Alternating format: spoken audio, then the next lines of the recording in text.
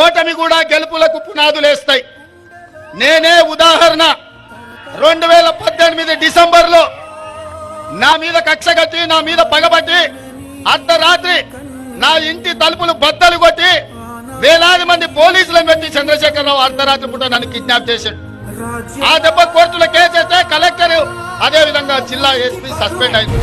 కుట్రల కుతంత్రాలతో కొడంగల్ నన్ను కేసీఆర్ అసెంబ్లీకి ఓడిస్తే 3 నెలలు తిరిగే లోపలనే మల్కాజ్గిరి పార్లమెంట్ లో, దేశంలోనే అతిపెద్ద పార్లమెంటు, నరేంద్ర మోడీ, అమిత్ షా పార్లమెంట్లు కలిపితే ఎన్ని ఓట్లు ఉంటాయో అంతకంటే ఎక్కువ ఓట్లు, 35 లక్షల ఓట్లుండే మల్కాజ్గిరి పార్లమెంట్ లో రాహుల్ గాంధీ నన్ను పార్లమెంట్ కు నిల్చోబెట్టి 3000 పోలింగ్ బూతులు ఉన్నాయి.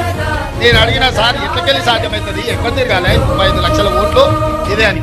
రాహుల్ గాంధీ గారు నాకు మాట చెప్పారు. రాష్ట్రం 4 కోట్ల మంది ప్రజలు చూశారు. పోలీసుల చేత నిర్బంధించి నీ తలుపులు బద్దలు కొట్టి నిన్ను ఓడగొట్టిరు. ప్రజలు నిన్ను వదులుకోవాలనుకుంటలేరు. ప్రశ్నించే గొంతుగా తెలంగాణ రాష్ట్ర ప్రజలకు అండగా ఉండాలి, నిన్ను గెలిపిస్తారు, పోయి పోటీ చేయకో అని వారు ఆదేశించారు. నేను శిరస వహించిన. నామినేషన్ వేసి 14 రోజుల్లో 35 లక్షల 3,000 బూతుల కార్యకర్తలే సైనికులై కథన రంగంలో దిగి మల్కాజ్గిరి పార్లమెంట్ లో నన్ను ఎంపీగా గెలిపించి ఢిల్లీకి పంపించారు. గల్లీ నుంచి ఢిల్లీ వరకు సమస్యల మీద కొట్లా